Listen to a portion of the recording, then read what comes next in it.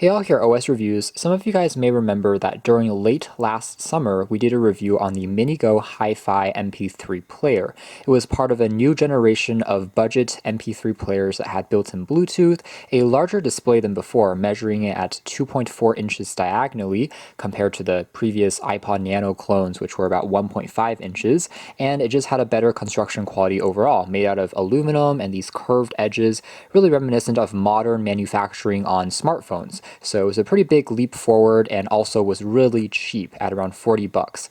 Well, now the same factory has come out with basically an updated version that's even better. It's now branded under a new name and retains the same 2.4-inch display but has a slightly different boxy design and also has Bluetooth built on in. But what's new is a dedicated button that you can tap on to begin voice recording, making it just really simple to create voice memos on the go. It also has a USB Type-C port now for charging and syncing information. So that's the modern standard. So if even really cheap devices which sell for 35 bucks are now coming with USB Type-C on board, there is really no excuse for smartphones, even budget ones, to continue using micro USB. So here's the box that it comes in. It's actually very generic looking, just a tin little container. It seems like all the cost went into the player itself as opposed to the packaging, which is fine because this is what really matters. You do get a USB Type-C cable for charging and syncing, and that's it. There's no kind of free headphones or anything like that. Not that you would really need it because you would probably have better quality ones lying around. Here's the audio formats that it supports, including regular MP3 WMA and the lossless FLAC and APE.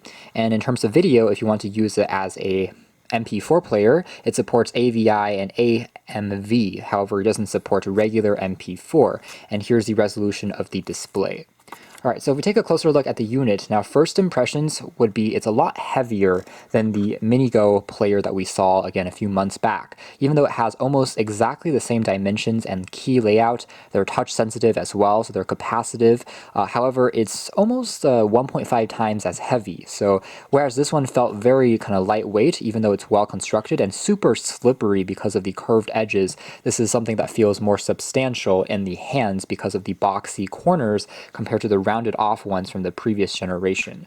Now on the bottom here we have the aforementioned, USB Type-C ports now compared to micro USB on the older one.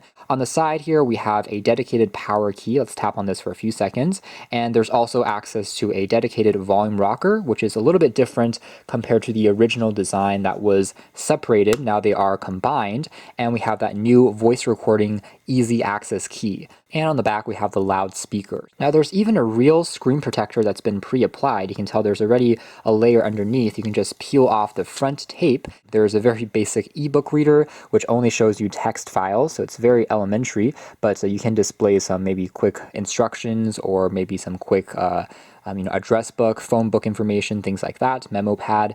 And we also have a very quick pedometer function on here as well, so it can track number of steps you've taken if you're listening to music while exercising with this player. Accuracy really isn't the highest, but overall it's functional. If you don't have another pedometer with you, it certainly does work, but there's no way of really calibrating it or setting your height and your stride length like some regular fitness trackers do, which are a bit more precise in terms of number of steps. You can also save your sessions if you want to and take a look at that history.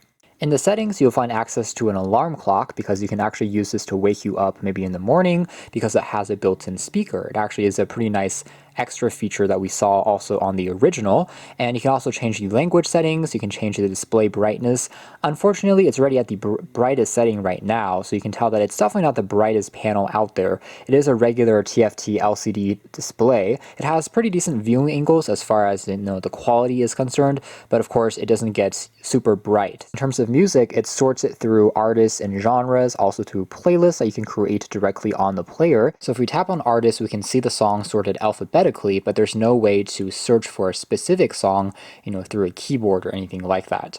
But overall, it works quite well. You can actually long hold as well to just quickly sort through or go down a longer list. You can just hold down on the key and it automatically scrolls through pretty quickly. The navigational control, by the way, is actually pretty easy to use. The keys themselves are pretty sensitive and they're large.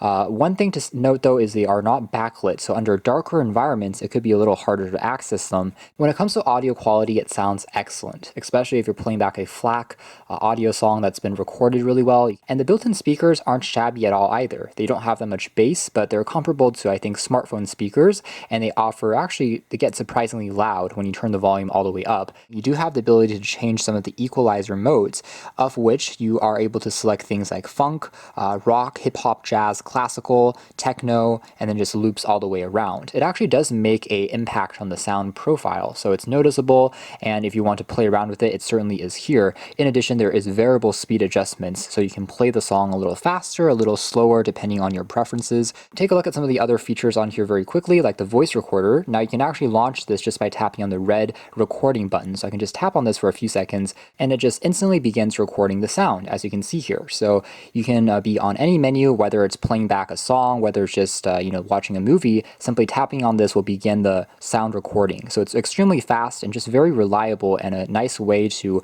record lectures and meeting notes, things like that. Sound recording and voice recording function on this MP3 player. Test 1, 2, 3. And otherwise, the FM radio doesn't require you to plug in headphones for it to work. You can simply tap on it and it will start scanning for available channels nearby. Finally, if you're using this as kind of a photo viewer or a quick video player of sorts, you can see that it does work, maybe to share some quick images on the go, but the display is definitely not very high in terms of pixel density or resolution compared to modern day phones, which we've been spoiled by, and also loading speeds could be a little bit sluggish. I will also point out that if you plug in your own micro SD card, if it's a really large card with lots of songs on it, it takes a few seconds for it to update the library so that you can see everything, including songs and photos.